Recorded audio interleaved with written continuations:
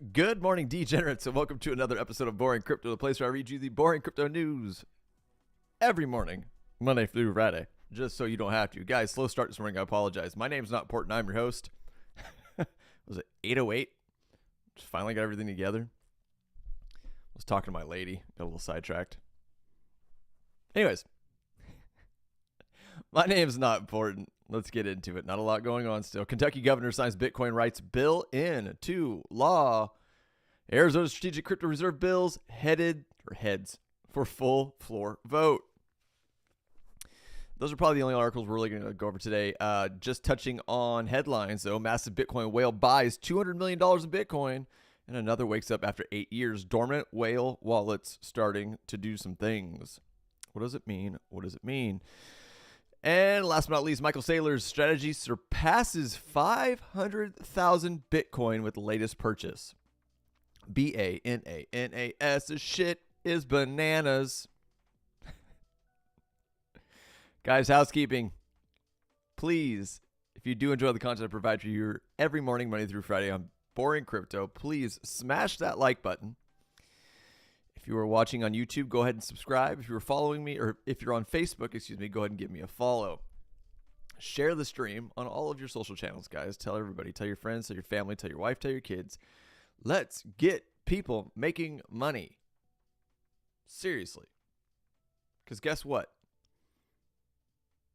If you followed me 2 weeks ago and were watching the show and I was telling you now was the time to start buying, you should be in some significant profit. If you were sidelined and were ignoring the market because things got boring, hopefully this is a lesson to you. Outside of that, guys, if you do want to get these calls early, if you do want to learn how to trade crypto, learn how to trade traditional markets, learn how to become financially savvy, be part of a community that is together learning to become financially savvy, helping each other grow, etc., etc. That sounds like something you want to be a part of, guys. Click on the link that is pinned in the comment section. That'll take you to the Pip Connect Discord. That is Andy Peters' Discord that I am a part of, as well as about 1,000 of us in there doing exactly what I just explained. If you were part of that Discord, you didn't miss anything that we're talking about right now. Hear me on that. A lot of people checked out of the crypto space, and this happens every time that the crypto space gets silent. Now, let me ask you a question, all right? And I sound like I'm a salesperson. I don't know why I talk like that when I'm on my show. But honestly, let me ask you a question. So if crypto got you into trading, crypto's what attracted you to trading and making money this sort of way. And then all of a sudden the crypto market gets stagnant. Do you think it's intelligent to walk away from trading or from the market? If you were to ask me that, I would say no. Because there is always a way to make money in trading. There's always a trade. There's always a market that has some volatility that you can make money in. Something that me and Andy were actually talking about yesterday is we had a lot of people that joined the Discord during the whole meme coin hype. But when the meme coins died off, the people left Discord. Now, mind you, these people were paying money to be part of the Discord. And then meme coins stopped pumping, and so they left. Why would you do that? I'm like, wait a minute. You were paying for a service. You're paying to be part of a community. And because one part of a market lost volatility, you went, I'm out. But if you would have stuck around, you would have caught the giant dip that Andy showed you on US 30. And then would have caught the bounce, which I'm going to show you. F it. We'll just look at it right now. And I'm digressing today because there's not a lot of news, but this is something that, again, me and Andy were talking about. So this is on a larger time frame, but Andy had sold the market and been showing people sells. All of this. And then Andy also was showing people this bounce right here. And has been buying this thing up. This entire time, you could have been making money, but you walked away because memes got boring. Outside of pips, outside of leverage trading, these are the things that not me, this is mostly Andy. These are things that Andy's showing people. This is things that the Discord helps people learn is that just because one area of a market loses volatility does not mean that there's not another area or another market to make money in. So this whole time, Andy and the guys in the Discord have been playing US 30 and leverage trading the US 30 on this sell and making what was the pips on that? Sorry, I was going to read that, but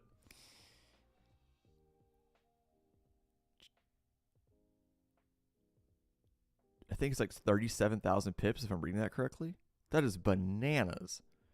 And now they've been in buys since this bounce. Another 20,000 pips if I'm reading that correctly. I'm still new to the traditional market stuff, guys. I always forget.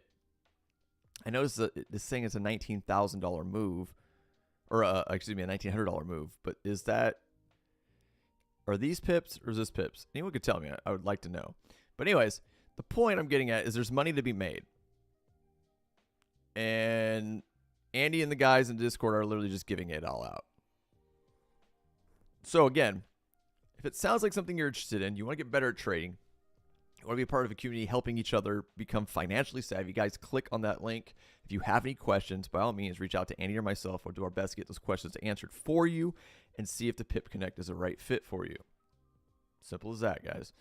Outside of that, let's refresh this. Let's jump right into the market, guys. Current market cap right now sitting at 2.86 trillion, down 0.2% from yesterday.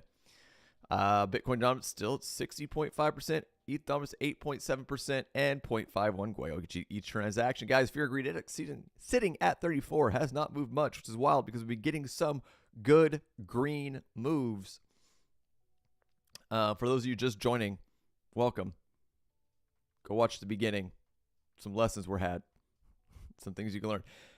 Let's go ahead and go through that top 100, see what the biggest movers are today. Bitcoin pretty much sideways from yesterday. Outside of that, what else we got going on? Doge a little bit of movement. Cardano a little bit of movement. Nothing crazy.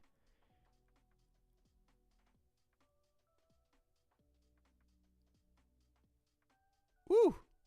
Crow. Some news must be coming out. Crypto.com. That's their Crow is their exchange token. Up 25.06% today. Wild. 7.35% to the upside for ENA. 11.66 to the upside for Story. 8.14 for WorldCoin. 11.32 for Form. This thing has been ripping. 13.36 for Barachain. That's been ripping as well.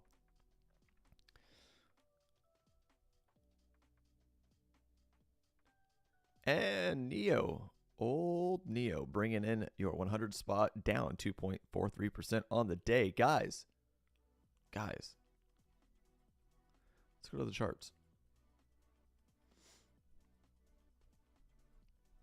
All right. So this is basically the only pattern I've seen that we've been watching for about a week and a half, almost 2 weeks.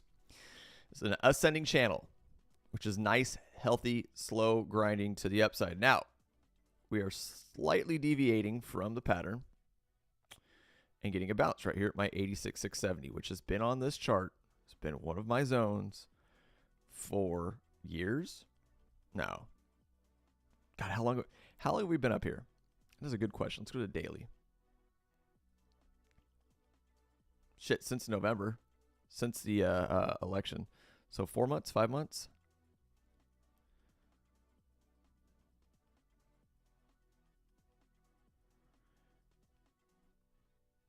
$134 days. Yeah, it's a lot of time. So we've been up here for a while. Okay, so I've had this zone up here for a while since we had this support. Anyway, my point. God, this looks so healthy. I love this. Like, outside on the daily, like, this is such healthy price action. All this wonky weird shit, I don't like it. This stuff. This is good. This is getting me stoked. Back to the 3 hour. So again, anyways, my point, because I'm rambling, which is nothing new if you've been watching me for a while. The deviation right now from this pattern or this ascending channel is that we're getting a bounce here at 86,670, which was support way back during the Trump winning the election pump. Now, the question, do we roll over and continue in this pattern, or do we get a bullish bounce here to eventually get back up to the top of this channel and then have a break to the upside? I don't know. We'll have to wait and see. But that's what we're waiting on, right? So I was showing you guys this channel way back here, and you could have played this. Again, this is just lessons for trading. The trend is your friend until the end. Shorting the resistance, longing the support. Shorting the resistance, longing the support. These are about 10% swings, if I remember correctly, up and down. If you're leverage trading, or what are they, 5? No, I don't remember. Let's just measure it. 4 to 5% swings. That's what it was. So on leverage trade, you're getting anywhere from 40 to 50% gains. If you're doing 10x leverage, which I don't have a problem with, just do it smart. Don't get greedy. I recommend if anybody doesn't have a lot of capital and wants to stack their Bitcoin positions or portfolio, leverage trading is definitely a good tool. There's a lot of people like, oh, don't ever leverage trade.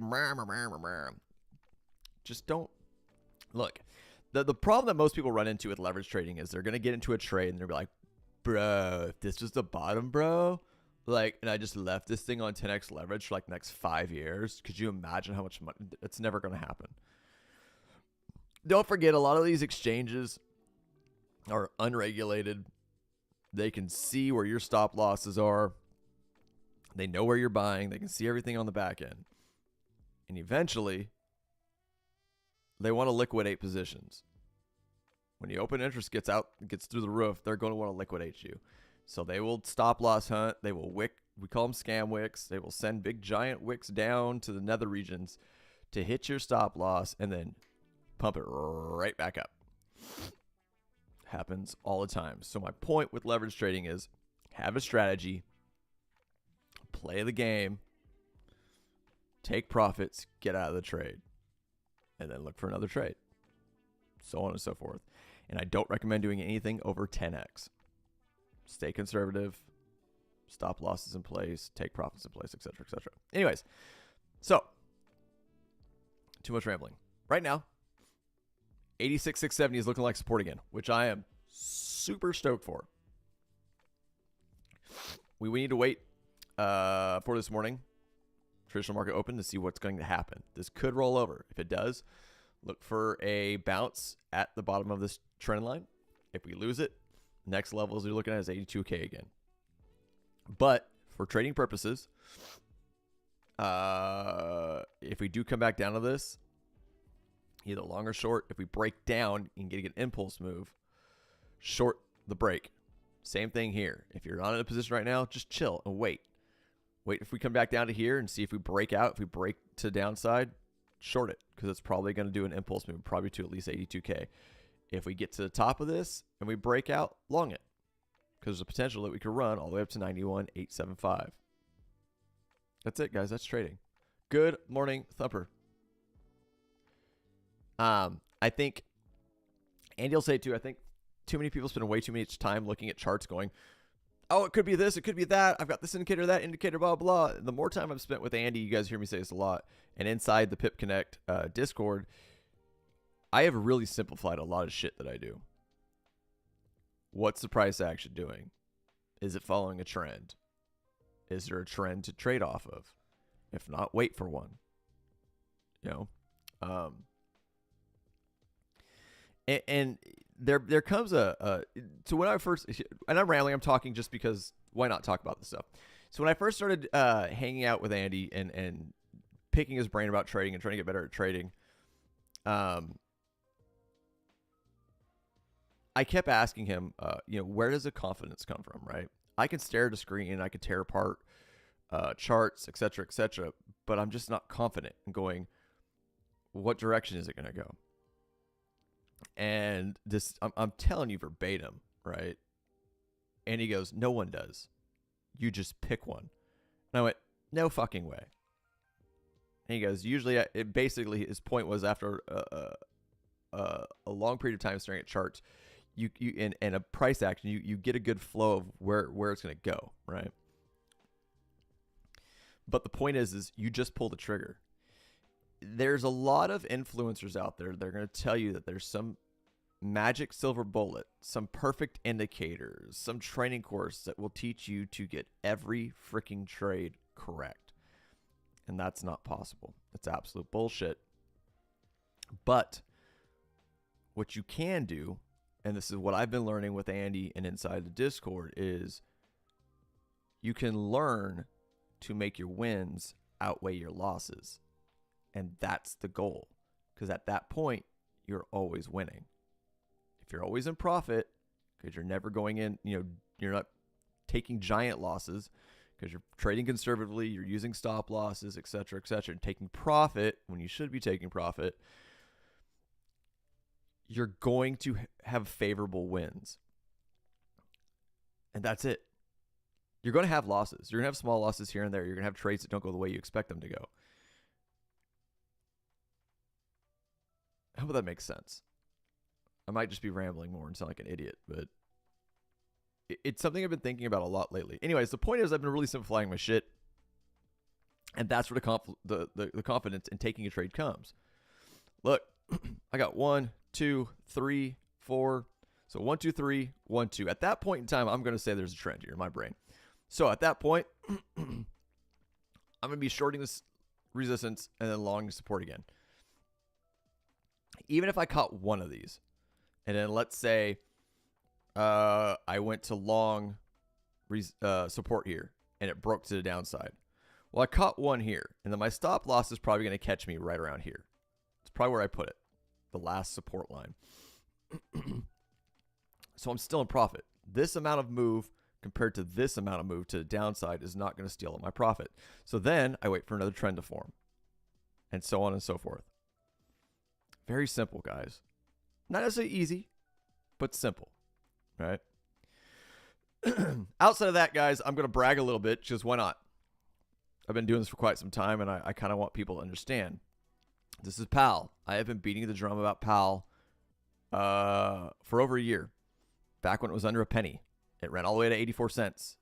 It's now at 13. 10 cents has been a huge buying zone. Again, 13 days ago, if you would have just kept your eyes on this market and not walked away and been fearful when people were selling, this morning, if you bought PAL, you'd be up 90% in just 14 days.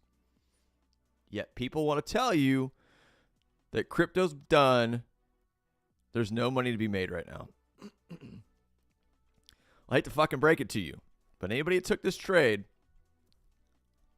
just made 90% in 2 weeks. Let that sink in.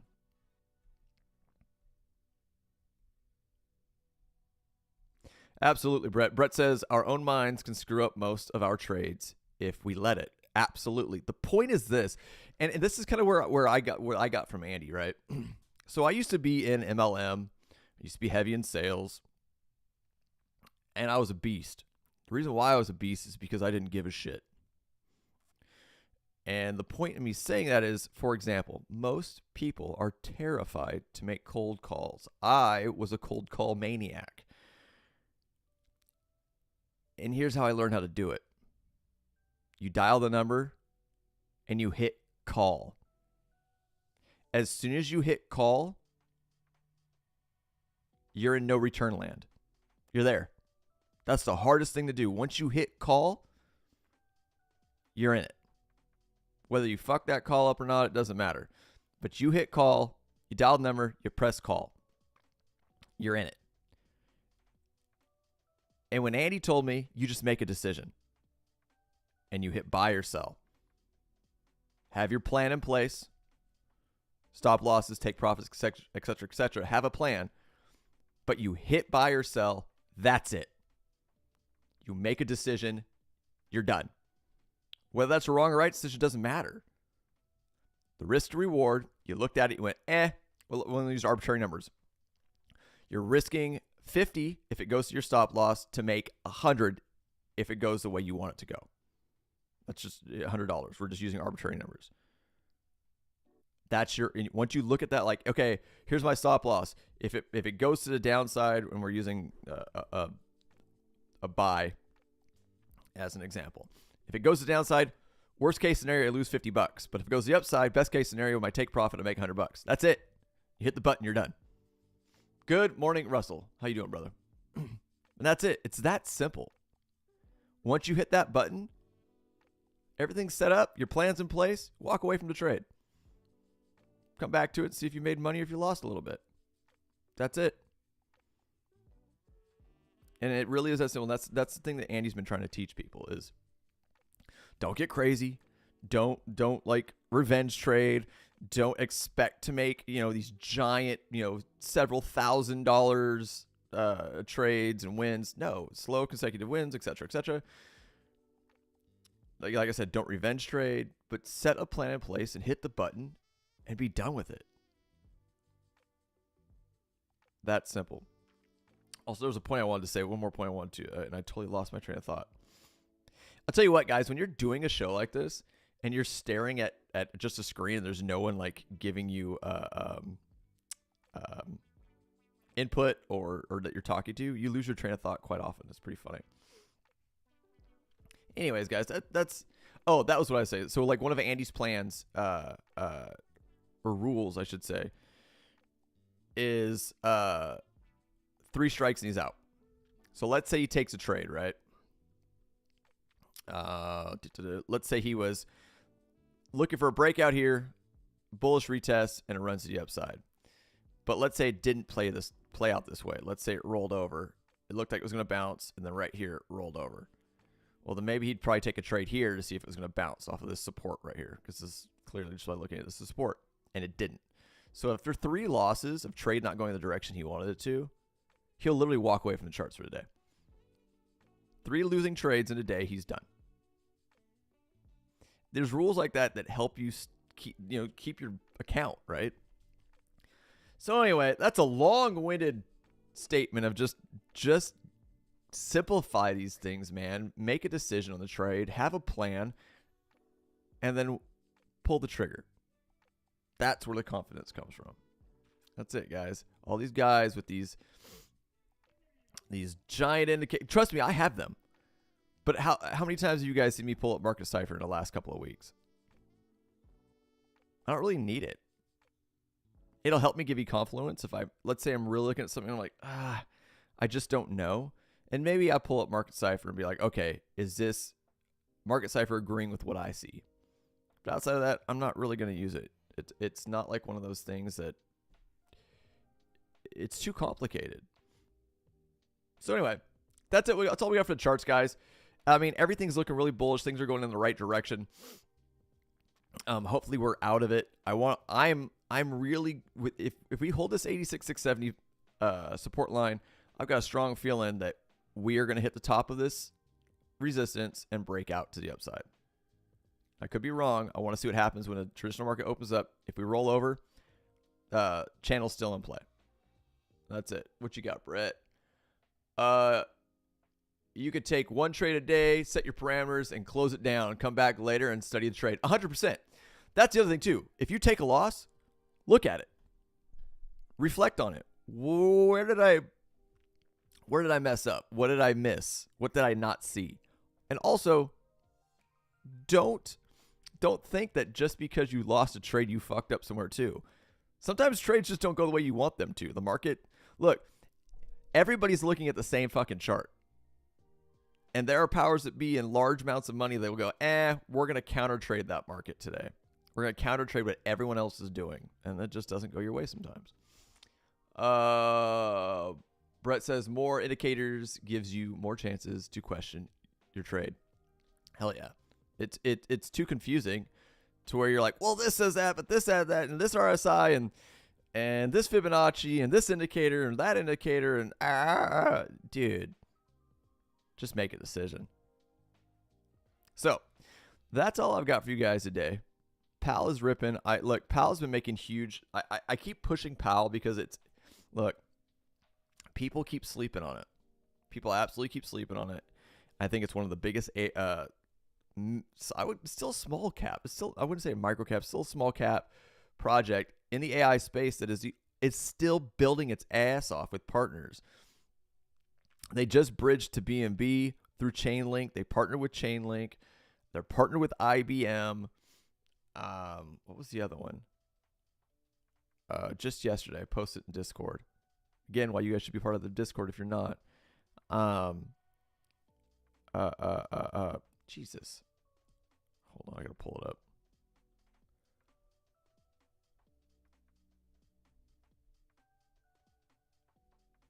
Aerodrome. They partnered with Aerodrome and are listed on Aerodrome now. PAL is not stopping. PAL was created in the bottom of a nasty ass bear market. And I think they're going to be a long-term project. They continue to build. They continue to, thank you, Brett. Yeah. 10, and we're just above 10 cents. And let me show you this on a daily. 10 cents has been a strong buy zone forever. Anytime we touch 10 cents, this thing gets, or go below it, this thing gets bought right back up. This is how young this coin is too. It launched in, here, we're gonna get rid of this trend line because I think it's messing me up. In July of 2023. I didn't even hear about it till September of 2023. So right around here. This first green line is my first buy order. Around just under 10, just under a penny. So at 0.0097 something is when I got into this thing. So anyways, my point, look at the support at 10 cents. Back when it was still a baby. And then this thing ripped its ass off. That was in March of last year, so a year ago. Created another big rounded bottom, ran back up during the Trump. We even had FUD back here. Again, what is this? Oh my God, it's 10 cents. Had FUD back here. FET tried to buy him out, and the community said, hell no. We want to stay independent of FET. And then we ripped again, and then the whole market shit its bed. And again, we just went down to about 7 cents, and we're back at 10. I'm telling you guys, look, I've already made my money. I don't need anybody, like, I'm not to pump this bag or anything. I want other people to make money. So that's a long-winded 31 minutes of talking about charts, guys. We're gonna read these 2 articles and we'll let you guys go. I apologize. I ramble way too damn much. Guys, Kentucky governor signs Bitcoin rights bill into law. It comes on the same day Oklahoma's Strategic Bitcoin Reserve Act passed the State House of Representatives, bringing a reserve one step closer to potential enactment. Kentucky's Governor Andy Beshear has signed a measure known as the Bitcoin Rights Bill into law, enshrining protections for crypto users as 2 other U.S. state Bitcoin Reserve legislations advance. Crypto advocacy group, the Satoshi Action Fund, said in March 24th statement to X that House Bill 701 protects the quote-unquote risk to self-custody, run a node, and use of digital assets without fear of discrimination. First introduced to the Kentucky House by Representative Adam Bowling on February 19th, HB 701's description says it safeguards the right to use digital assets and self-custody wallets and bans local zoning changes that discriminate against crypto mining. At the time of this legislation, provides guidelines for running crypto node, exclusive crypto mining from money transmitter license requirements, and specifies that mining and staking are not considered offering or selling a security. The bill passed Kentucky's House of Representatives on February 28th with all 91 representatives voting in favor, and passed the state Senate on March 13th with all 37 senators voting in favor. It was then signed into law by Beshear on March 24th. The legislation mirrors similar legislation signed into law by Oklahoma Governor Kevin Stitt on May of 2024. Let's go to this. Other Bitcoin reserve bills move forward. Meanwhile, Oklahoma's House Bill 12 1203. HB 1203, known as the Strategic Bitcoin Reserve Act, has passed the state House of Representatives 77 to 15. Who are those 15? Someone slapped them. According to the crypto advocacy group, the Oklahoma Bitcoin Association. The bill was introduced to Oklahoma House Representatives on January 15th by the state representatives Cody Maynard and passed the Government Oversight Committee with a 12-2 vote on February 25th. It must now pass through the Senate before the Oklahoma governor can veto or sign the bill into law. Oklahoma State Senator Dusty Deevers, Dusty Dingleman, also filed legislation on January 8th that would allow residents in the state to receive salaries in Bitcoin.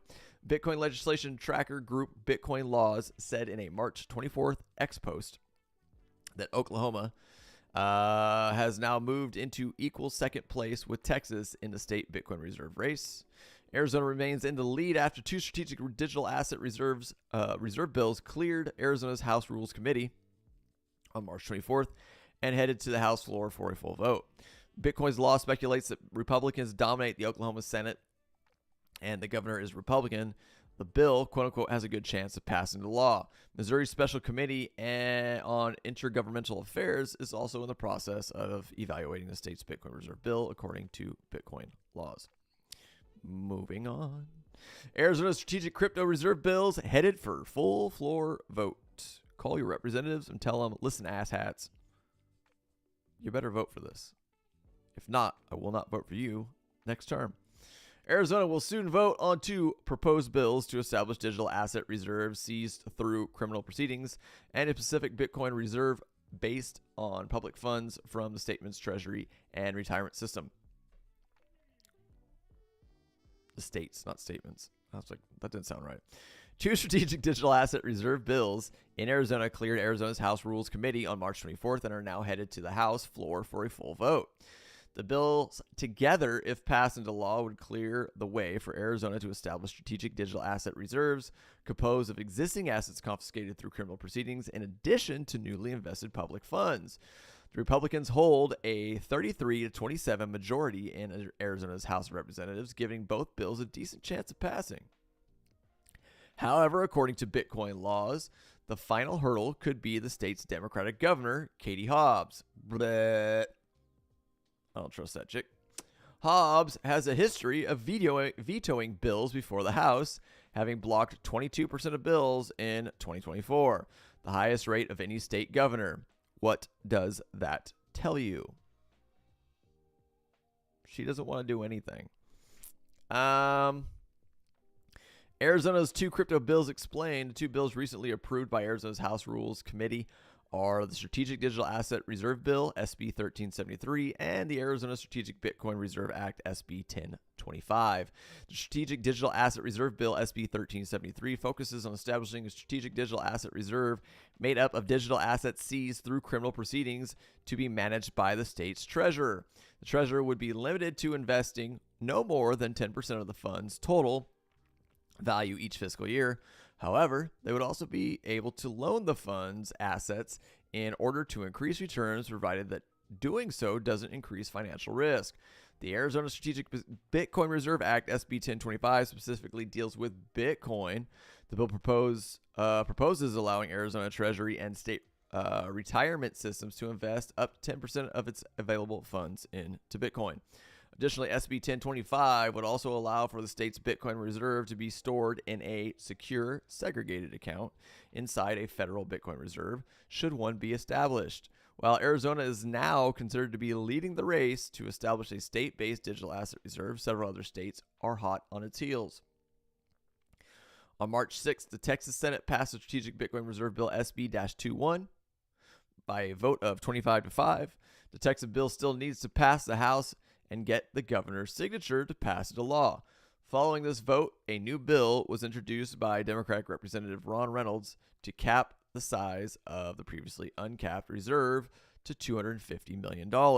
Utah also recently passed a Bitcoin legislation, but all references to the establishment of a strategic reserve were removed at the last moment. Meanwhile, the Oklahoma House passed its Bitcoin Reserve Bill, HB 1203, 77 to 15 on March 25th. That bill will now head to the state's Senate. More bullish news, guys. Again, we're just going to touch on these articles. There's not really I don't really want to like deep dive into it, but money's moving. This is the point of me bringing this up. Massive Bitcoin whale buys $200 million of Bitcoin. Another wakes up after 8 years. I'm curious. Let me scan this and see what the one that wakes up after 8 years. Bitcoin whales appear to be moving Bitcoin again over 4% over the past 7 days.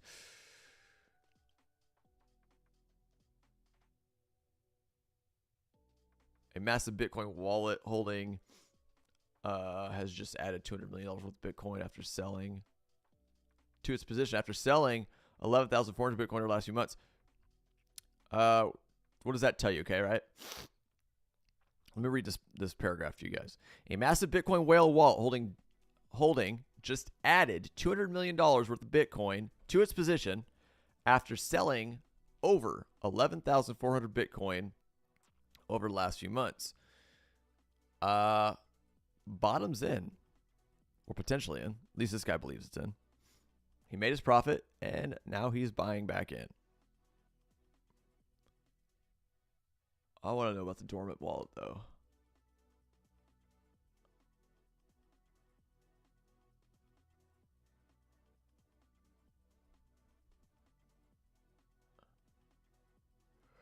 Here we go. Here's the dormant wallet. It's typical blah, blah, blah. After years, moving 3,000 Bitcoin worth $250 million in one transaction. On March 5th, his Bitcoin stack went from 3 million in early 2017 to over 250 million today. And he's held Bitcoin on one address for over 8 years.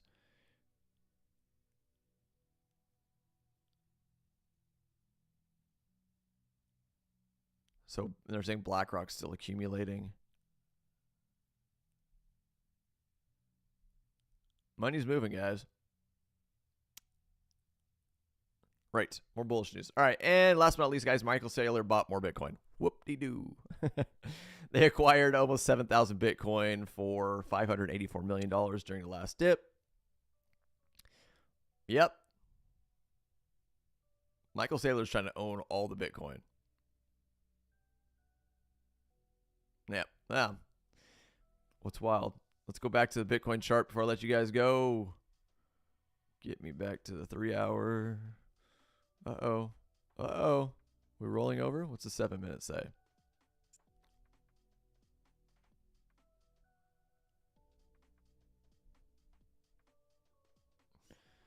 Actually, 7 minute looks strong. That wick. At 86,970, we'll call it 87. I'm liking that. What's US 30 doing? US 30 is going up. What is it? 846. And what's the DXY doing? Going down. I like what I'm seeing. See if it breaks this trend. I want to see a DXY dump, and I want to see Bitcoin rip. This is what I want to see it break. Probably get caught right here. All right, guys, that is all I've got for you this morning. If you do enjoy the content I provide for you here every morning on Boring Crypto, please, by all means, subscribe to the channel if you're on YouTube. Follow me if you're on Facebook. Guys, share the channel on all your social platforms. Smash the like button. And if you want to get better at this crazy stuff with trading and money and crypto and markets, etc., guys, click on the link that is tagged in the comments or pinned in the comments. It'll take you to the Pip Connect Discord. If you have any questions about that, please, by all means, reach out to myself or Andy Peters. We will do our best to get those questions answered for you and see if the Pip Connect is a right fit for you. And on top of that, I'll see you guys bright and early tomorrow morning. I'm out of here.